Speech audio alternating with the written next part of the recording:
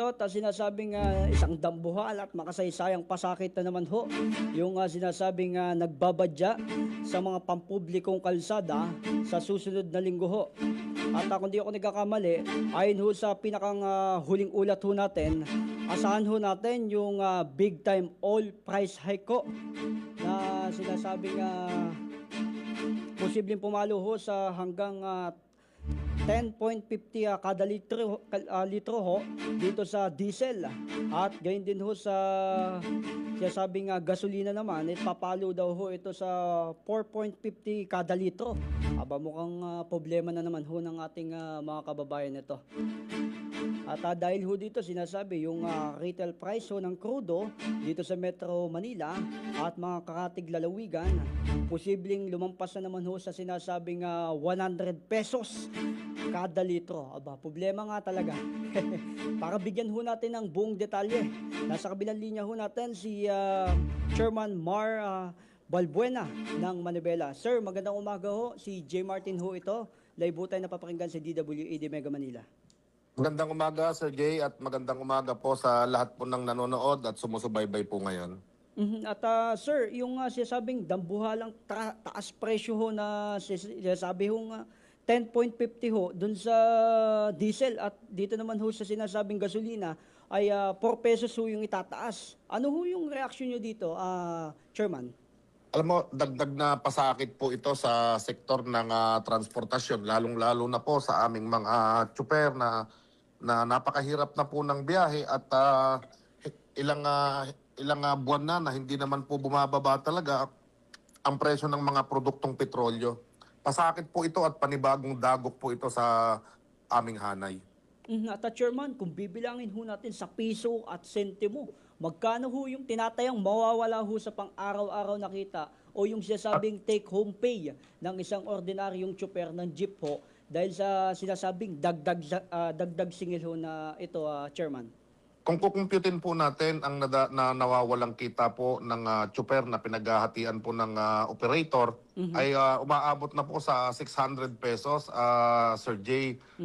Ipapaliwanag ko lang, sa isang araw po nakaka 1,500 kami, mga ganon, na kita.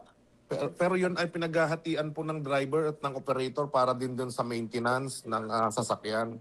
So hindi po lahat yun kita talaga. Pero ngayon po sa ang nawawalang kita ay umaabot na sa 600 pesos, madadagdagan pa po yan pagdating po ng Martes na tinataya na aabot na po ng 700 pesos. Unti-unti pinapatay tayo nitong mga oil companies nito. Hindi lamang po ang mga public utility vehicle, mga karaniwang tsuper, pati po yung mga motorista na gumagamit nito. Hindi porket may mga sasakyan ay may kakayanan na talagang gumastos ng ganong kalaking halaga para lamang maging convenient para sa ating mga motorista. Hindi natin alam kung ano ang plano ng Department of Energy dito, papaano mapipigilan o papaano makakausap itong mga oil companies na nagsasamantala lamang. At Chairman, dahil ho dito sa sinasabing bigat ho nitong dagdag presyong ito, may pinaplano ho ba yung, kumbaga, may kinasa ho ba tayong tigil pasada o malawakang kilos protesta, yung Manibela ho, sa mga susunod na araw, para ipakita ho yung inyong pagkundina dito sa sinasabing taas presyo, Chairman? Opo, ngayong linggo po ay kami ay magpupulong para po balangkasin yung susunod na transport strike at protesta na gaganapin natin. Tinitignan pa namin po kung ano yung eksaktong petsa na ilulunsad namin ito bago mag-SONA o mismong sa araw ng SONA. Mag-a-update po kami sa susunod na Martes. At Chairman, kasalukuyang kumbaga pinag-aaralan ho nitong LTFRB ho, yung sinasabing pagbabalik ho nitong fuel subsidy para sa mga PUV drivers. Para sa Manibela ho, sapat nga ba yung sinasabing tulong na ito? O tingin nyo ho ay band-aid solution lang ito na mabilis din hong mauubos, Chairman? Alam niyo po, long overdue na yung per increase na hinihingi po natin. Dapat matagal na po ito at dapat noon pa na kasagsagan ng taas presyo ng mga produktong petrolyo. Ang haba po ng tiniis ng transport sector, ng motorista, ng mamamayan at ordinaryong Pilipino. 5 buwan na tiniis natin itong bigat nitong nitong dulot ng oil price hike. Hindi natin napakinabangan pati yung special power o emergency power ng Pangulo dahil LPG lamang at kerosene na hindi naman namin ginagamit ito sa pamamasada. Hindi naman ito ang ginagamit namin na kinakarga sa aming mga sasakyan. Kaya napakalaking dagok po ito sa amin. Napakalaki itong bigat din na binitbit ng mamamayang Pilipino, lalong-lalo na po ng mga tsuper, ay wala po talagang tulong na papaano mapapababa itong presyo ng mga produktong petrolyo. At Chairman, may mga televiewers din ho kasi kami nagtatanong dito. Ang tinatanong ho nila, kumbaga, hihirit ho ba yung manobela ng dagdag pamasahe o sinasabing fare hike para masalo ho yung bigat ng presyo ng langis? O sinasabi, naniniwala kayo na mas kawawa ho yung mga commuters kung gagawin to, Chairman? Nung mga panahon na unti-unti lang po ang taas ng presyo ay ayaw natin na pasanin din sana ito ng mga commuters. Halos 100% na po ang itinaas nitong mga produktong petrolyo. Papaano naman po kami? Papaano naman yung pamilya namin? At papaano yung maintenance nitong aming mga pinapasadang mga jeepney, UB Express at iba pang mga sasakyang panlupa? Paano kami makakabawi o paano namin ito maisasaayos kung napupunta na lamang sa mga gasolinahan yung kinikita po namin? At Chairman, kamakailan ho hiningi ho ng pasang masda ho kay Pangulong Bongbong Marcos ho na alisin yung sinasabing suspension sa naunang provisional fare hike. Kaisa ho ba yung manobela sa panawagang ito, Chairman? Nabuksan Opo, ho kaisa yung po. buksan na kumbaga sinasabi ho dito, nabuksan agad na Malacanang yung pinto para sa taas pasahe ho bago pumatak yung araw ng Martes, Chairman? Tama po kayo at kasama po tayo dyan na nananawagan. Actually, may pinost tayo dyan na dun sa kabilang grupo na ako mismo po yung nananawagan na ibalik na po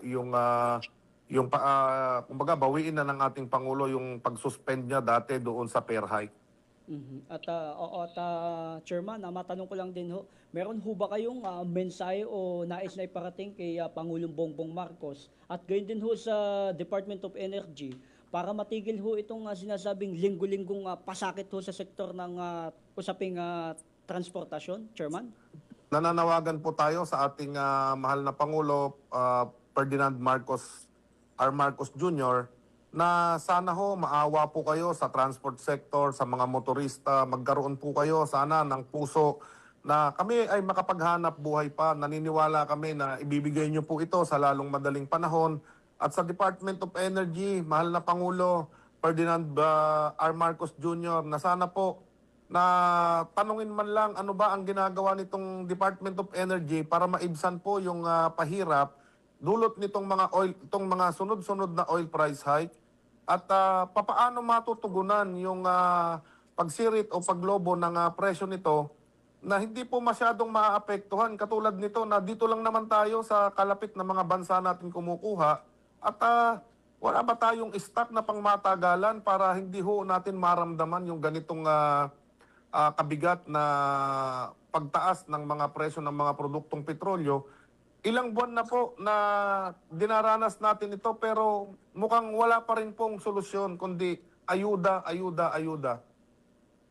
At Chairman, maisingit ko lang ho ito.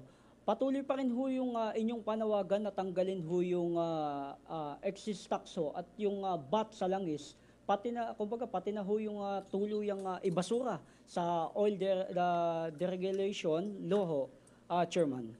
Opo, matagal na po nating ipinapanawagan na ibasura itong oil deregulation law dahil ang nakikinabang lamang dito ay yung mga negosyante ng petrolyo, yung pagsuspinde nitong excise tax at saka value added tax na matagal na nating hinihiling sa ating mahal na Pangulo pero hanggang ngayon po hindi natin ito maramdaman at hindi ito ma-implement. At Chairman, panghuli na lamang ho, ano ho yung pakiusap o mensahe nyo dito sa ating mga commuters na labis yung nangangamba o natatakot ngayon sinasabing baka magka-crisis ho dito sa mga sasakyan at gayon din ho sa pagmahal ng pamasahe sa darating ho nitong Martes. Opo, tayo po ay umaapila at nakikiusap sa ating mahal na mananakay, na sana po ay maintindihan ninyo dahil nakita nyo naman kung gaano po kahirap ang dinaranas natin na pamamasada dahil pasan-pasan po namin ang bigat nitong sobrang taas ng presyo ng mga produktong petrolyo. At nang sa ganun ay may masakyan pa rin kayo papasok sa inyong trabaho, papasok sa inyong eskwela. At maraming salamat Sir Chairman Mar Balbuena mula ho sa Grupong Manobela. Sir, salamat ho sa inyong oras at mabuhay ho kayo. Maraming salamat po at mabuhay din po kayo. Ayan at ating napakinggan si Chairman Mar Balbuena mula ho sa Grupong Manobela.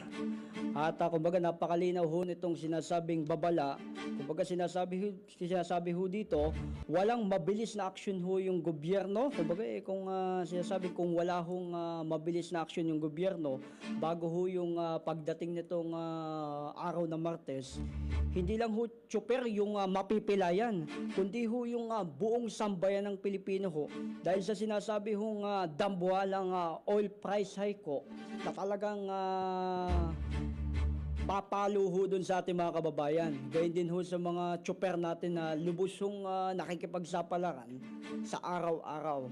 At tutukan ho natin kung magkakaroon ho ng solusyon o kung tuluyang magkakakrisis ho yung sa sasakyan sa mga susunod na araw. At antabayanan ho natin yung mga susunod na mangyari. At kami naman ho dito sa ating programa ay patuloy nakatutok sa ilang mga kababayan ho natin na talagang nangangamba pagdating ho dun sa usaping krisis at pagtaas ho nitong presyo ng gasolina.